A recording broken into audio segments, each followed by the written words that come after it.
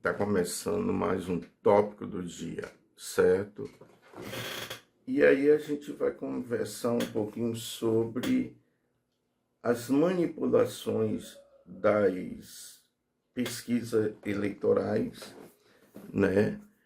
E também compreender que Lula está na frente.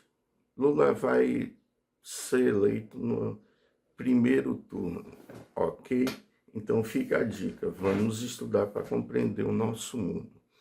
Quando a gente fala que apoiar o presidente Lula, apoiar a esquerda é uma questão de classe social, é uma questão de consciência de classe social, muita gente diz que, na verdade, isso é discurso para tentar criar algum tipo de medo na classe trabalhadora.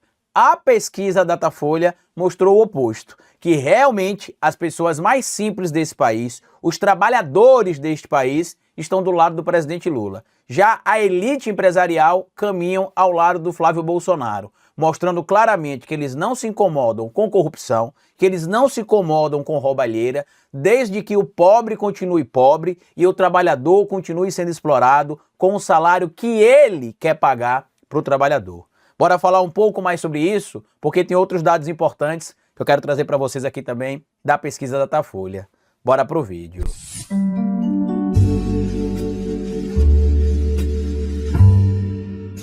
Pois bem, meu povo, toda vez que a gente fala aqui sobre o papel do presidente Lula no seu governo e no pretenso processo eleitoral de 2026, muita gente questiona quando a gente traz os dados aqui que relacionam o presidente Lula à classe trabalhadora. Eu já expliquei em várias oportunidades e vou repetir quantas vezes forem necessárias que realmente o presidente Lula não é o presidente preferido do mercado financeiro, não é o presidente preferido do empresariado, mesmo com o mercado financeiro ganhando muito dinheiro na gestão do presidente Lula e mesmo com o empresariado, muitos deles inclusive ligados ao agro, enchendo o fiofó de dinheiro durante a gestão do presidente Lula. O grande problema que envolve a gestão do presidente Lula no olhar do empresário brasileiro é que o presidente Lula ajuda o pobre a se qualificar cada vez mais profissionalmente, já que o pobre, além de estar fazendo nesse momento cursos técnicos, tem tido acesso à educação em ensino superior e, como eu já mostrei aqui para vocês, ensino superior leva ao aumento de 182% do salário para quem tem nível superior. Ou seja, diferente do que tem acontecido, por exemplo, em algumas discussões políticas por aí, o governo do presidente Lula visa dar espaço para as pessoas que não tiveram acesso à educação, para as pessoas mais simples que não tiveram capacidade, oportunidade, melhor dizendo, de se capacitar por motivos diversos, possam se capacitar. Por quê? Porque durante o governo do presidente Lula e da presidenta Dilma Rousseff, a gente teve ali uma ampliação na abertura de campos universitários, de universidades e de campos também de institutos federais para que aqueles jovens se capacitassem cada vez mais. E o que é que isso tem gerado incômodo no empresariado? Porque esse dado aí assusta o empresário brasileiro. O diploma de ensino superior aumenta salário em até 182%, diz pesquisa. E isso é importante porque, se vocês lembrarem, no ano passado, viralizou nas redes sociais um corte onde um rapaz lá no Canal Rural teria dito que daqui a alguns anos a gente não vai ter mais peão para trabalhar na fazenda, para trabalhar na roça, porque o pai do antigo peão agora quer que o filho vá estudar. Ou o próprio peão, né, quer que o filho vá estudar, que vá para a cidade, que estude, que vire engenheiro agrônomo, que faça arquitetura, que faça outra coisa e que não viva mais no campo. E realmente isso que preocupa o empresariado brasileiro. Não é porque ele está preocupado com o povo, não é porque ele está preocupado com o trabalhador, é porque ele sabe que quanto mais capacitado é o trabalhador, mais salário ele terá de pagar a este trabalhador. Tanto que o dado da pesquisa aqui é bem elucidativo. O Datafolha. Lula lidera entre donas de casa e estudantes, enquanto Flávio é o preferido dos empresários. Eu fiz até uma arte aqui no GPT, baseado inclusive neste material dos dados lá. Peguei os dados e gerei essa arte aqui no chat GPT para ficar mais fácil a compreensão. Tá ali, ó. Presidente Lula no primeiro turno tem 41% das intenções de votos, seguido ali pelo Flávio Bolsonaro com 31%, uma diferença de 10 pontos percentuais, Lembrando, isso aí ainda está calculando-se votos totais e não votos válidos apenas, que eu vou trazer um outro vídeo, provavelmente na quarta ou na quinta-feira, mostrando que as últimas 3 ou 4 pesquisas, quando se utiliza apenas o método do voto válido, várias delas o presidente Lula já está acima da casa dos 48 pontos percentuais no primeiro turno e algumas ele está acima dos 49 pontos percentuais no primeiro turno. O que isto quer dizer, Carlito? Isto quer dizer que a possibilidade da vitória do presidente Lula no primeiro turno é extremamente real. Então tá aí, o presidente Lula teria 41 pontos e o Flávio 31 no primeiro turno, ou seja, uma diferença de 10 pontos percentuais. No segundo turno, o presidente Lula teria 47 pontos percentuais, o Flávio teria 43, e ali aparece a diferença que para mim é importantíssima. O presidente Lula é o preferido de 56% das donas de casa e o Flávio é o preferido por 38% das donas de casa. O Lula é o preferido de 55% dos estudantes e o Flávio é o preferido em 38% dos estudantes. Aqui no Nordeste, que são 9 estados brasileiros, o presidente Lula é o preferido por 61% da população. Já o Flávio Bolsonaro é preferido por 70% praticamente, né, 69% dos empresários, enquanto o presidente Lula é preferido por 25% dos empresários. E na região sul, apesar de terem só 3 estados, o cálculo é feito em percentual, proporcional também, evidentemente, né? O Flávio é preferido por 54%. Ou seja, na região mais bolsonarista do Brasil, inclusive nas últimas pesquisas, o Flávio Bolsonaro perde para o presidente Lula e só vence na região sul, onde estão os estados de Santa Catarina, Paraná e também o Rio Grande do Sul, mas a diferença de Flávio para o Lula no Nordeste é ainda maior, né? O presidente Lula consegue ter ali uma diferença menor que a do Flávio Bolsonaro. Sem falar que o presidente Lula também lidera entre os mais pobres, os negros e a população LGBTQIAPN+, enquanto o Flávio lidera entre os mais ricos, brancos e evangélicos. Quando a gente fala, como eu disse para vocês, que esse pleito de 2026, mais uma vez será uma disputa entre a elite que odeia o pobre e o pobre trabalhador que luta para se manter vivo, ao menos, muita gente duvida, mas tá aí. Como eu já falei para vocês, inclusive, esse discurso de que não, a gente combate a corrupção, a gente é contra a corrupção, a gente não aceita a corrupção, a gente não aceita isso, a gente não aceita aquilo, é da boca para fora. Basta ver que se os empresários que supostamente, como eles gostam de falar, né, levam o Brasil nas costas e que a corrupção atrapalha eles, se eles utilizam em tese o critério de corrupção como critério para poder, de alguma maneira, tá, apoiar o Flávio Bolsonaro, não faz sentido. Tanto que agora, inclusive, segundo o próprio Lauro Jardim, teria acontecido outro encontro do Flávio Bolsonaro no primeiro semestre de 2025. E não apenas aquele do final de 2025, a gente já descobriu que o Flávio Bolsonaro foi escondido encontrar o Daniel Vorcaro depois que ele deixou a cadeia e foi para casa com tornozeleira eletrônica. Volto a dizer, se você tem qualquer dúvida em relação a de que lado você faz parte, basta lembrar que os empresários, os brancos e a elite brasileira estão do lado do Flávio Bolsonaro. Isso não quer dizer que porque a pessoa é branca, automaticamente ela vai votar no Flávio, mas eu estou falando que, infelizmente, parte da elite brasileira é formada por pessoas brancas. Os pretos, pobres e periféricos, que muitas dessas vezes, inclusive, são explorados por essa elite branca, e aqui eu não vou generalizar, porque a gente sabe que tem sim gente branca que tem consciência social, que tem consciência de classe. A Luana Piovani postou um vídeo que viralizou no final de semana, onde ela diz que sim, ela já foi racista, que sim, ela já teve pensamentos elitistas e que ela está lutando para aprender cada dia mais e que ela não pode apagar o passado, mas que ela pode reescrever a sua história daqui para frente. E isso acho que serve de recado para muita gente, inclusive. E é importante a gente ficar atento nesse pleito de 2028, por quê? Porque muita gente ligada ao campo de esquerda, que se diz mais radical, vivia dizendo que o presidente Lula deveria copiar o Gustavo Petro, porque lá na Colômbia, a Colômbia estava indo de vento e popa, e que o povo estava do lado do Gustavo Petro. E eu expliquei que existem vários fatores que se devem levar em consideração em uma eleição, não meramente copiar um político ou não copiar um político. Resultado, a gente está vendo agora que, pelos dados que estão sendo divulgados até esse momento, a eleição na Colômbia foi vencida por um líder ligado à direita, apoiado pelo presidente Donald Trump. Mostrando, inclusive, pra gente que fica discutindo política na internet, dentro de um quarto, meramente, sem sair pra rua, sem participar de movimentos de rua, sem ter contato, às vezes, com o trabalhador, sem ter contato com a política também, às vezes não consegue entender. O presidente Lula não tem meramente de copiar um político A, um político B. Existem vários outros fatores, outras variáveis que precisam ser levados em consideração. Como eu disse, a história de que era só copiar o Petro que daria tudo certo, ficou claro que não daria, que não seria a fórmula mágica. Porque o próprio sucessor do Petro não venceu a eleição na Colômbia.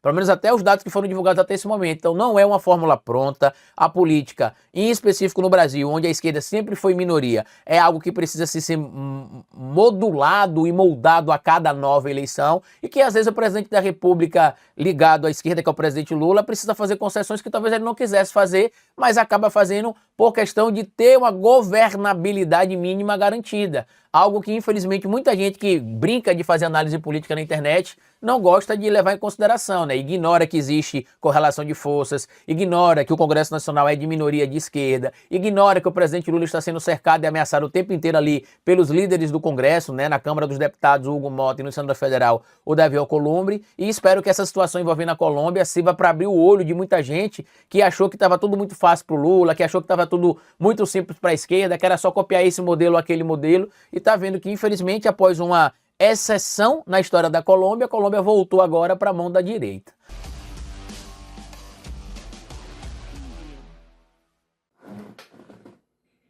Outro tópico interessante, né, que a gente vai falar um pouquinho, né, como a China se tornou uma potência, com um ex-teórico liberal, José Gobori, e Elias Jabbour, que é um defensor das políticas públicas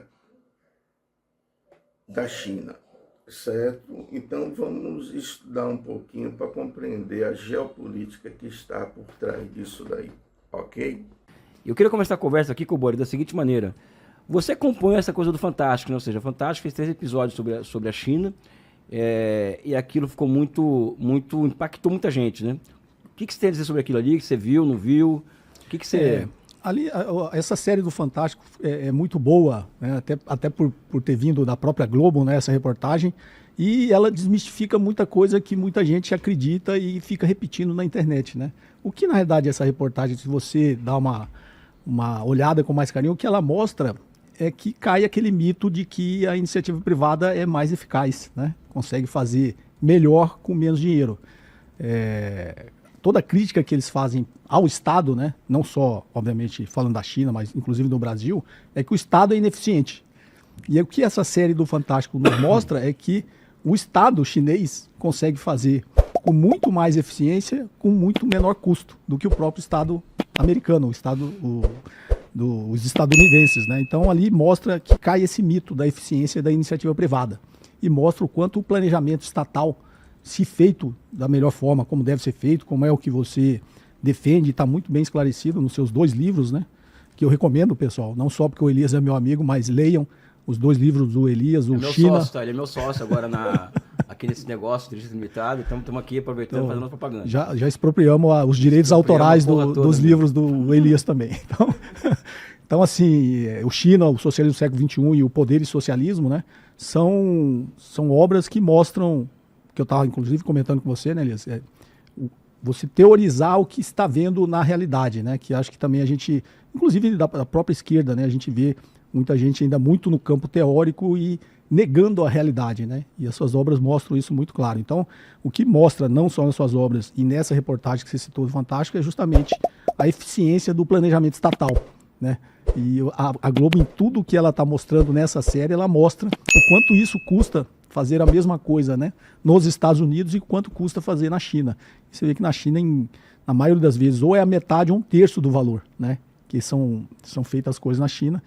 Então isso derruba principalmente esse mito, né, da eficiência, que quem teria a eficiência econômica, né, para produzir as coisas é só a iniciativa privada. E mostra o quanto o planejamento estatal, que é feito na China, já dá no 15º plano quinquenal, né, e mostra o quanto esse planejamento de longo prazo tem se mostrado eficaz. Cara, o Cobora, o que eu acho é o seguinte, cara, eu já disse em outros lugares, eu não sei se você concorda comigo,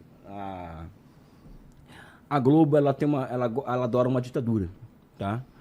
E ela faz, em certa medida, uma crítica à democracia burguesa pela direita ali, nesses episódios. Então ela conclui, por exemplo, que o Brasil precisa de uma tecnocracia e que essa tecnocracia, o modelo de tecnocracia é a China, tá? Então eles colocam isso, evidentemente que tem a Biaudita na Globo, ou seja, tem granas chinesas ali entre os patrocinadores dos programas, enfim, a China está entrando com tudo e isso é uma expressão disso, essa reverência à China, mas também tem uma questão política e ideológica colocada, do meu ponto de vista, que é esse que eu coloquei. Eu comentei com você no carro um episódio que eu tive na universidade, um dia que eu fui dar aula, encontrei um professor lá, e ele veio falar, Elias, um cara de direita, neoliberal, neoclássico, economista neoclássico, falou, Elias, é o seguinte, eu quero a China para o Brasil, né? Adorei o Fantástico, aquilo ali é o capitalismo que funciona, toda aquela história, não pode ser socialismo, né? Aí eu, pô, legal, cara, eu sinto meu tolerante com a diferença, tento ser um cara... A gente tenta ser mais radical no conteúdo do que na forma, né? Eu falei, cara, vamos começar aqui uma conversa séria sobre aquilo, né? Eu concordo com você e tal. Vamos lá. Você topa status da Terra? Falei pra ele.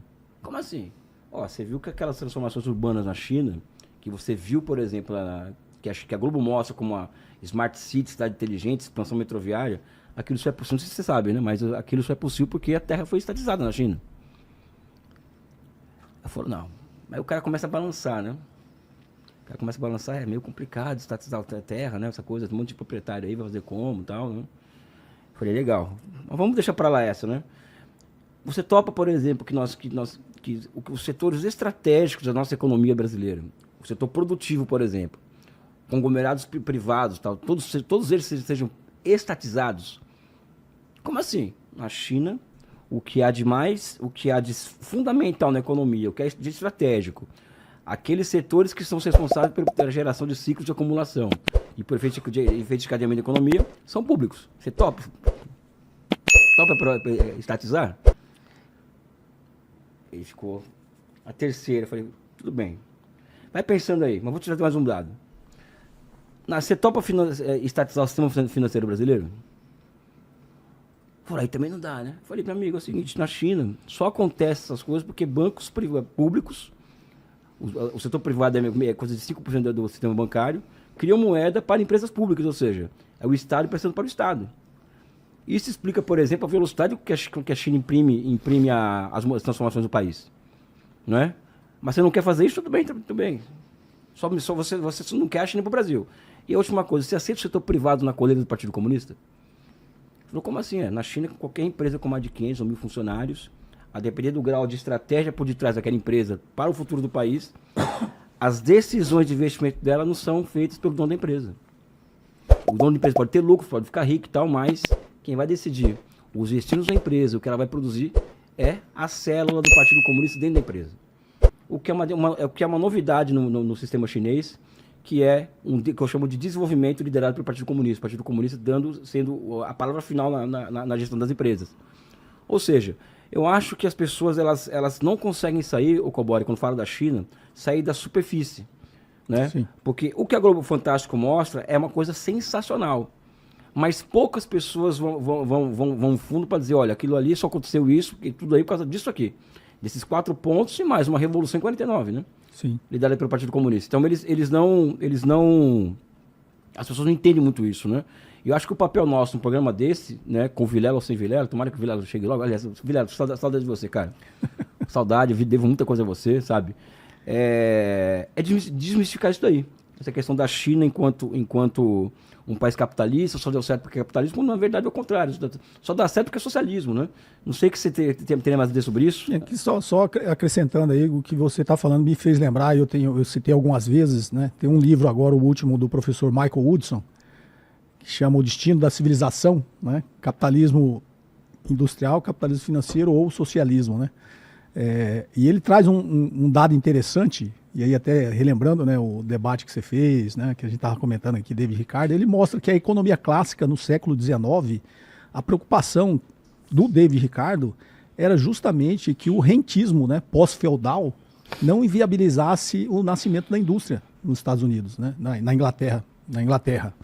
E o Ricardo, que era um economista clássico, tinha essa preocupação. Então o professor Marcos, inclusive, coloca isso aí para não dizer, ó, isso aqui é uma coisa de comunista, né, uma coisa socialista.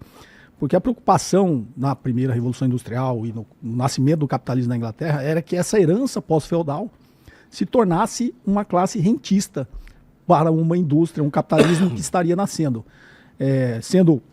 Lembrei justamente o que você falou, né? As propriedades das terras, os grandes monopólios, né? A detenção da infraestrutura pública que já existia, né?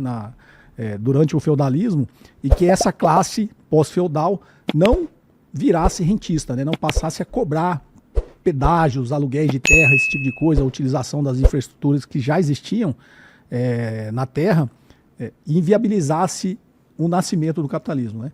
Então o professor Michael Hudson traz isso muito bem, que é exatamente o que você citou, que a China tomou cuidado que não acontecesse, né?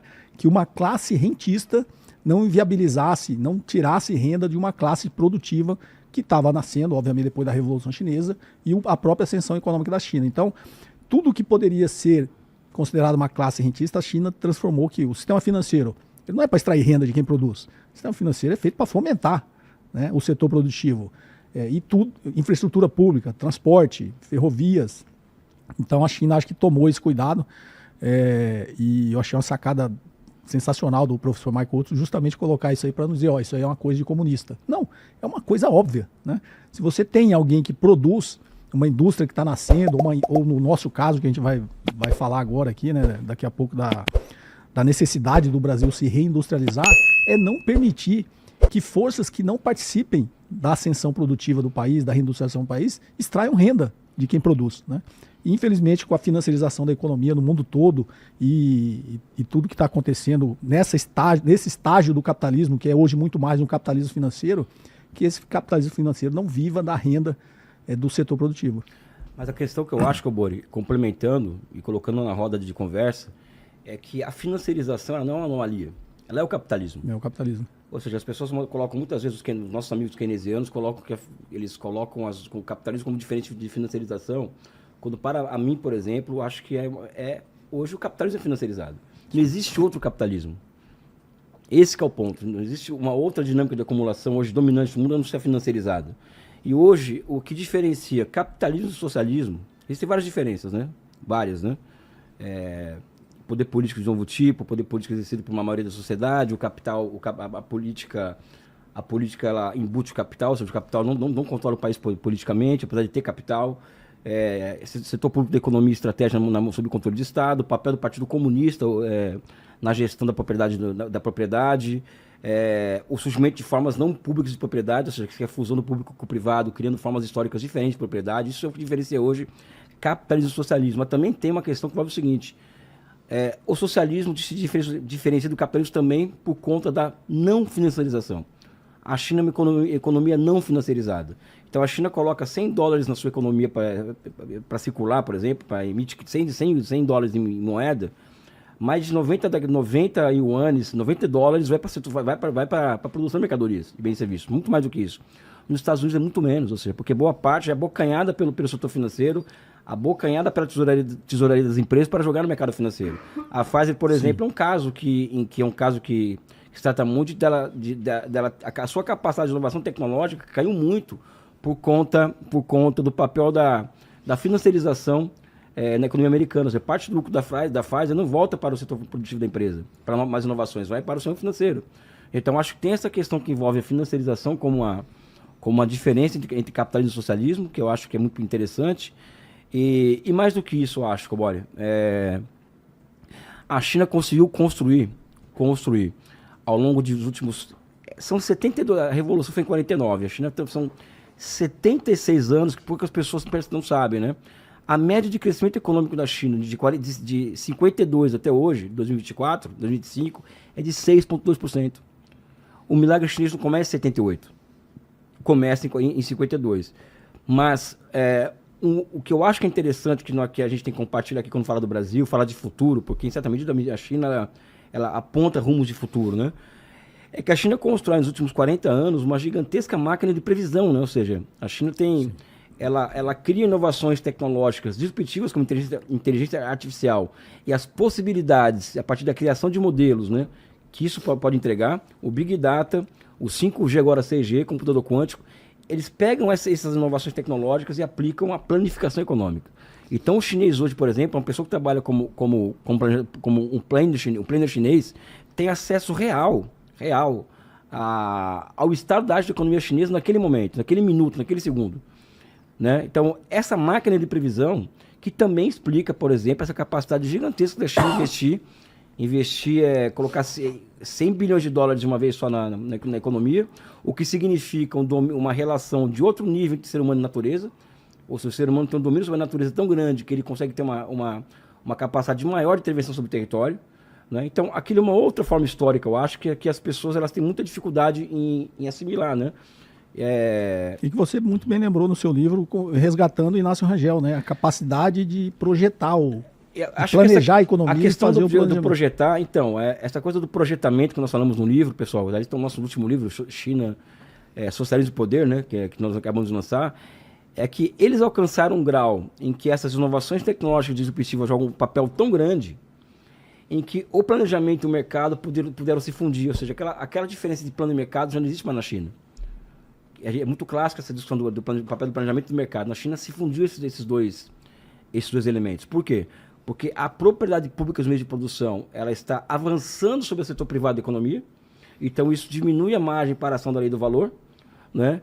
E na medida em que existem modelos de inteligência artificial cada vez mais avançados, esses modelos permitem, por exemplo, substituir a formação de preço a formação de preço que seria do mercado. Então, o Mises, por exemplo, e o Hayek estão sendo, mais uma vez, atropelados enquanto teses, enquanto opinião na China hoje. Né? Enfim, cara, é uma manancial de discussões que se envolve a China, assim, que eu acho super interessante.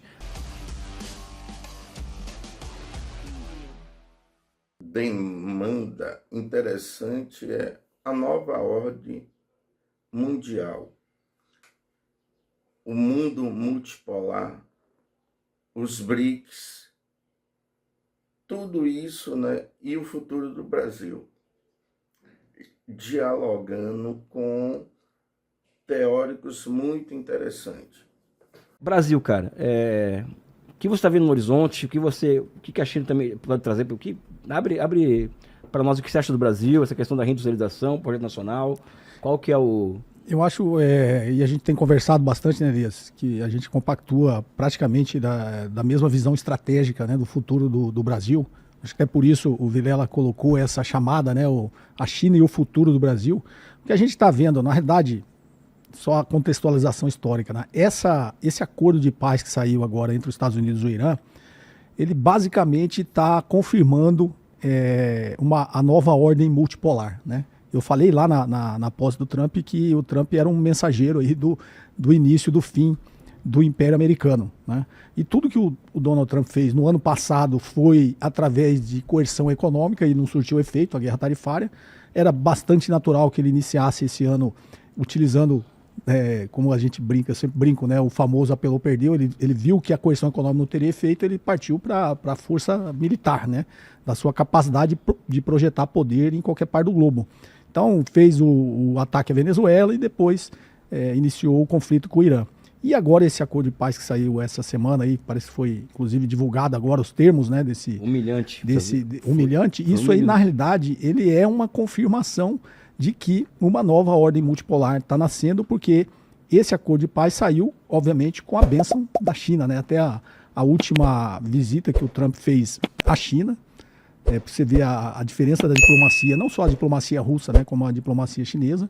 O próprio Xi Jinping, né, citando a guerra do Peloponeso, né, a armadilha de Tucídides. Então, ali mostra não só uma capacidade diplomática, mas um conhecimento da história para projetar exatamente que não se repita agora, né, ou seja, uma potência hegemônica em declínio e uma potência em ascensão como a China, para eles não caírem nessa armadilha, né. Então, ali foi um recado claro e mais claro ainda para que os Estados Unidos não se intrometesse, né, na questão de Taiwan, porque isso aí é uma linha vermelha para a China que, se ele se intrometesse, as duas potências iam chegar ao enfrentamento, né?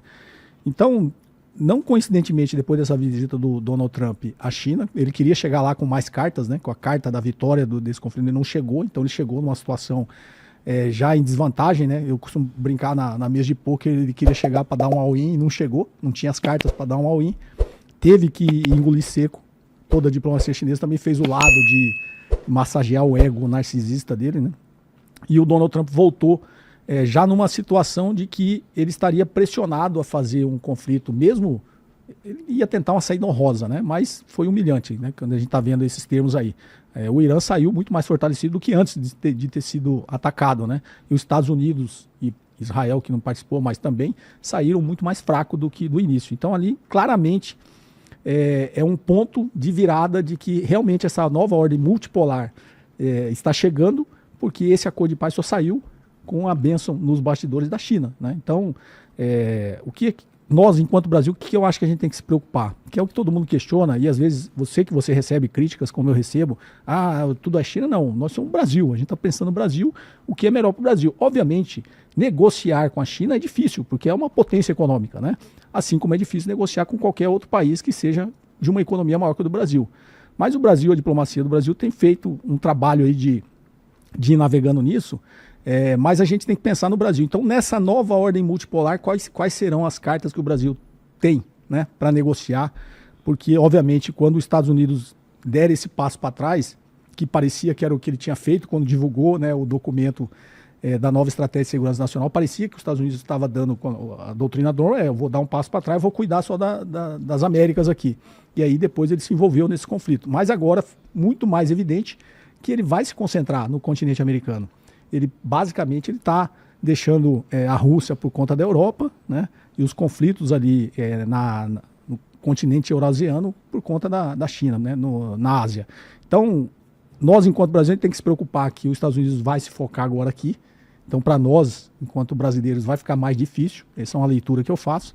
Não à toa ele, infelizmente, né, existe uma possibilidade dele ir para cima de Cuba agora, né? Foi na Venezuela, vai para cima de Cuba, já está tentando minar a Colômbia e só vai faltar o Brasil, né? Como a única potência aqui que talvez não esteja 100% alinhado com os Estados Unidos. Então o Brasil precisa se preocupar nesse momento. Mas aí, aquilo que a gente sempre compartilhou, como é que eu tenho o poder de sentar na mesa e negociar tanto com os Estados Unidos quanto com a China? Se eu me tornar uma potência econômica também, como eu torno uma potência econômica? Exportando commodities? Nunca. A gente precisa de um plano de longo prazo, um planejamento de longo prazo para a gente ter um projeto de desenvolvimento econômico do país que esteja baseado na reindustrialização do nosso país. Porque, para quem não conhece muito economia, né, a gente... por que os salários são baixos? Por que a produtividade do Brasil é baixa? Porque nós somos desindustrializados, né? A ganho de produtividade vem através de agregar tecnologia e melhoria de processo em processos de industrialização nas indústrias, né? E isso acaba puxando toda a massa salarial de todos os setores da economia para cima, que é o que a China fez. Todos os países fizeram isso, né? Todos os países que tiveram chamado catch-up fizeram isso. E o Brasil não fez. Então, a gente passa necessariamente por um projeto de reindustrialização do país, de investimento em ciência e tecnologia.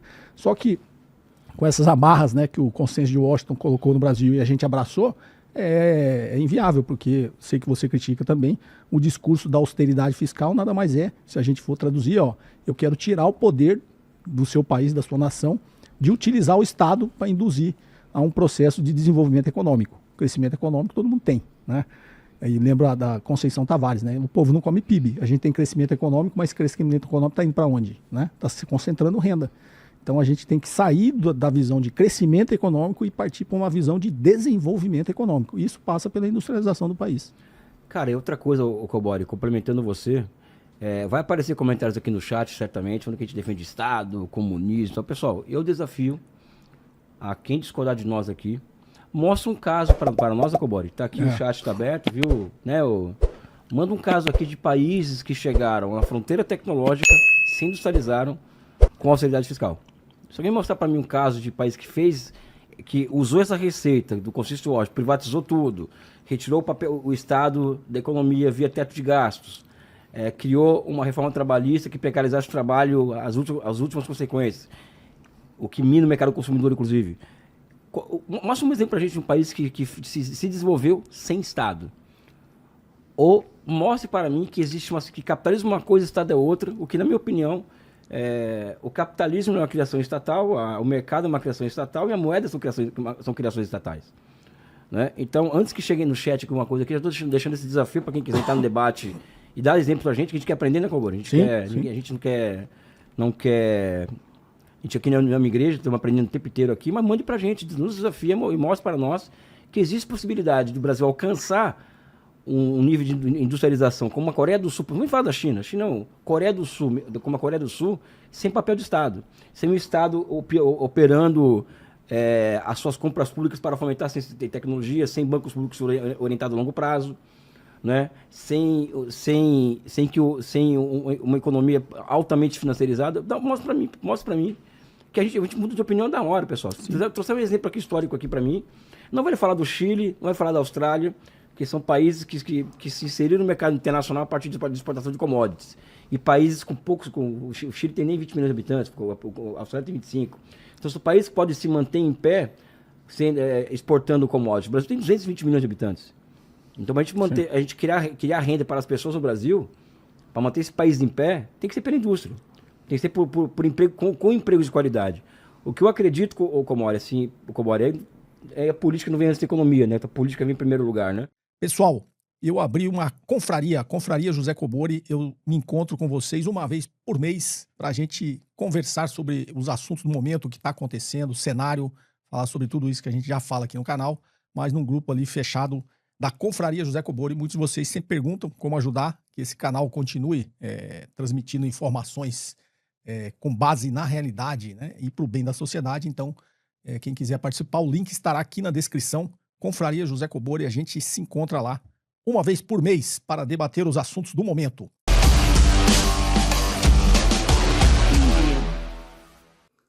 Bem, outro tópico, né, que quem estuda um pouco de geografia, história, geopolítica, vai compreender que o americano tem umas deficiências profundas de entendimento de geografia, de história, né, no contexto geral.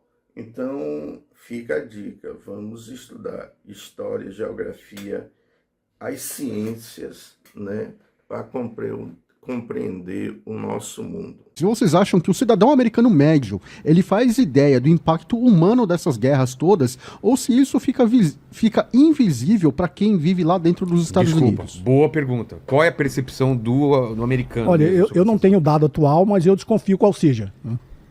No livro do Emmanuel Todd, A Derrota do Ocidente, ele tem várias pesquisas, né? Só para pegar esse ponto, em que a Guerra do Golfo Pérsico, na década de 90, 75% dos americanos não sabiam onde era o Golfo Pérsico. Ah, isso com certeza. Onde o próprio país deles estava em guerra. Na época do Vietnã, se não me engano, era mais ou menos isso também. No início da Guerra do Vietnã, 80% não sabiam onde era o Vietnã. No final da Guerra do Vietnã, 60% não sabiam onde era o Vietnã. Então acho que eles não ensinam geografia lá, né? Mas também pela arrogância, né? De ser o povo não escolhido, preciso, não precisa conhecer o mundo. Eles acham que a capital do Brasil é Buenos Aires. Pelo amor de Deus, a gente está no continente americano. Então eles não se interessam pelo resto do mundo. Você acha que ainda é assim? Eu acho que a grande maioria da população... Cara, o cidadão médio americano é ignorante, cara. Você já conversou com um americano médio? Você não consegue conversar. O cara é completamente ignorante, cara. Com os caras que eu tô entrevistando e tal. O médio é mais a troca de ideia na rua, assim, não dá pra saber. O cidadão médico agora, no início da guerra... Eles mesmos zoam, né? No início eles Simpson, mesmos. né? Isso. No início da guerra tarifária do Trump, no ano passado, tem uns canais americanos, os caras entrevistando os cidadãos. E aí? A maioria deles achavam que quem ia pagar a tarifa que o Donald Trump estava infringindo era a China. É? Eram os países que ele estava pondo. Não tem a menor noção que é eles que vão pagar. E tem um dado que é legal, até fui lembrar o livro aqui, que é o Por que os Impérios Caem, Roma, América e o Futuro do Ocidente, que é um historiador que ele vai fazer esse paralelo mesmo. Sim. O que aconteceu em Roma, o que aconteceu aqui, o que é parecido, o que não é parecido. Legal. É bem legal o livro, assim. Acha a capa aí pra gente, por favor. Eu tenho até algumas questões aí, que historiador é mala, né, com esse autor, com essa tese, mas é um livro que eu quis indicar mesmo. Eu acho que vale a leitura e tal. E daí ele vai falar uma coisa que é interessante sobre essa percepção, que pra ele, uma cagada que rolou lá em Roma, dessa ganância que tá se rolando aqui agora, que é A população norte-americana, ela é tão criada na ideia de que a solução dos problemas ela é individual, meritocrática, liberal, indivíduo, que eles não conseguem perceber o problema da máquina deles. E eles começam a pensar que a solução é o que então? Mais trabalho, mais guerra, mais trabalho, mais guerra, mais trabalho. Que foi o que aconteceu lá em Roma e que está se repetindo aqui. Porque os Estados Unidos teve a criação que teve, com todo esse soft power, com toda essa anestesia que teve ao seu povo, eles não conseguem mais achar saída. Porque eles não têm essa imaginação política de pensar... Será que não é a nossa estrutura que tá dando errado, mano? Será que não é a gente? Não, vamos fazer mais guerra, vamos fazer... Tipo o chefão mesmo no final, que fica maluco, quer ficar mais... E aí eu acho que nesse sentido... Mas também, acho que vale pontuar uma coisa, assim. Não é como se todo cidadão americano fosse assim, e como se não tivesse resistência ali dentro.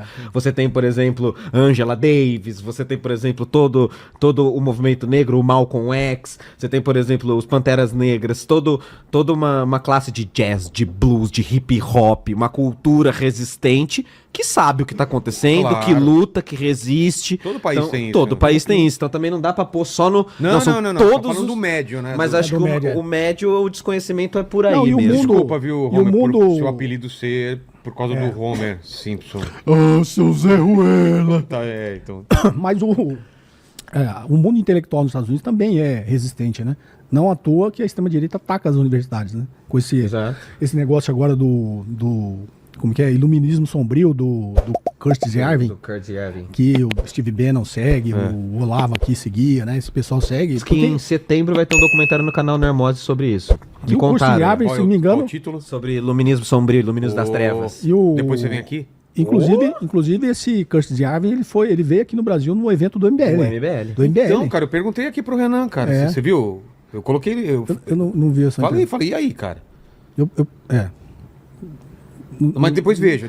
vamos falar desse movimento aí que... Não, eu sei, mas depois veja a resposta dele. Talvez porque seja eu alguns momentos que perguntei eu posso sobre perder esse- minha paciência. orientando. Então, mas sobre esse e outro cara também controverso que... O que prega o ilusionismo sombrio? Atacar a universidade, atacar a ciência, atacar por quê? Porque é onde está a resistência, cara. Vejam aí, eu perguntei A resistência sobre duas está no figuras. meio que as pessoas pensam.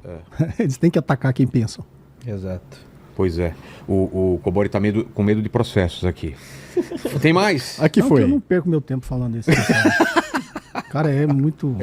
Deus Depois, Deus. então, no off você me Não, o conta. que me assusta é que na pesquisa tem 6% das pessoas que votam nesse pessoal, né? E vai aumentar, né? Pega em Porque São Paulo os aqui. outros estão caindo, né? Pega em São Paulo os representantes do... Caindo mesmo, né?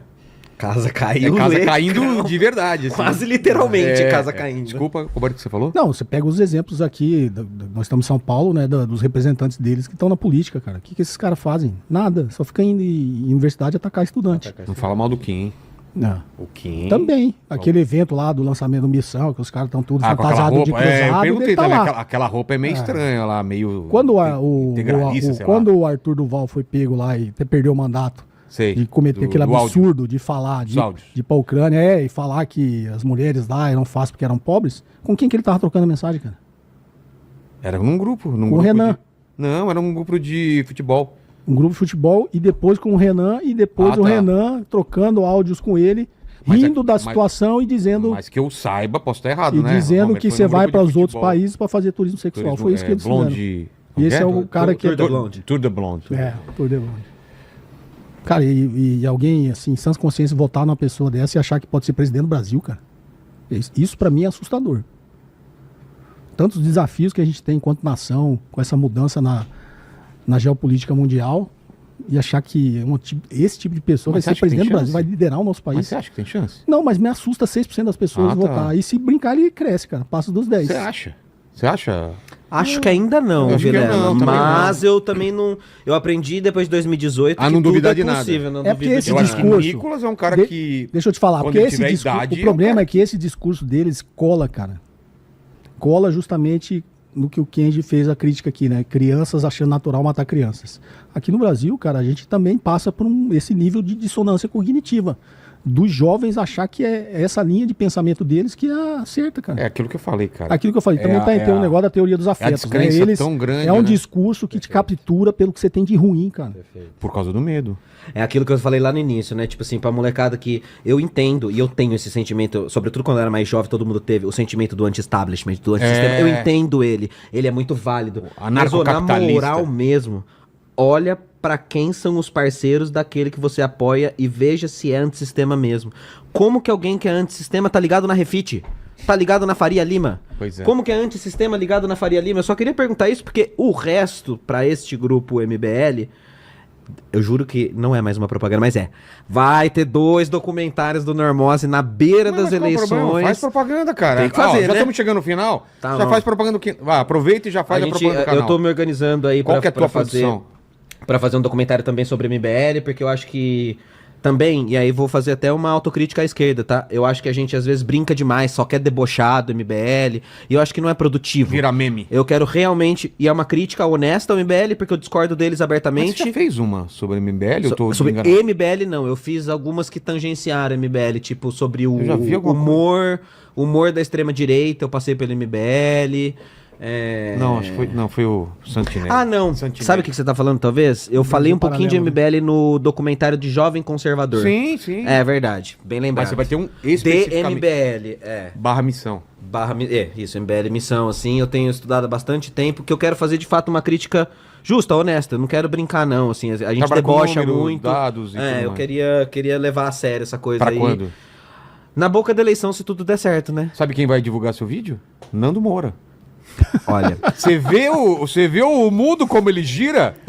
eu vou te contar... Você vai virar amigo do Nando Moura, Não, cara. aí, peraí. Mas eu só vou te contar o seguinte, Vilela. Ele sabe que é verdade que eu tô falando. Vilela, olha só. Quando o meu canal bombou, um dia Nando Moura vai vir aqui, você pergunta. Ele quer vir aqui pra destruir o MBL. Ele Quem falou. fez o meu canal bombar, ironicamente, foi o Nando Moura. Como? Porque eu fiz... Eu não sabia dessa. Vou falar isso bem rapidinho. Tá. Eu fiz um vídeo sobre os mestres do capitalismo. Meus, sei lá, 8º vídeo? Sei. 7º vídeo? Sei lá, no primeiro ano de canal. Eu fiz o curso dele, segundo ele eu não fiz, mas eu fiz. E aí eu fiz, pra poder fazer uma crítica também Claro, justa, claro. não falar assim, é uma bosta. Inclusive eu falo isso. É um curso introdutório que eu acho carérrimo. Essa era a minha crítica. É caro pelo que ele Pelo que ele oferece, entrega. mas é um curso, de fato. tá. É isso. E eu achei caro. E daí o Nando Moura bloqueou o meu vídeo quando eu tinha 5.000 inscritos. Bloqueou o quê? Deu Deu strike. Tá. E aí as pessoas se interessaram pelo meu canal e o meu canal acabou explodindo.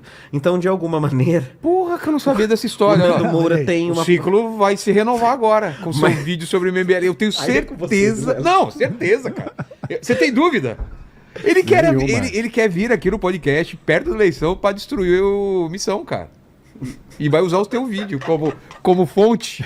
Eu tenho certeza.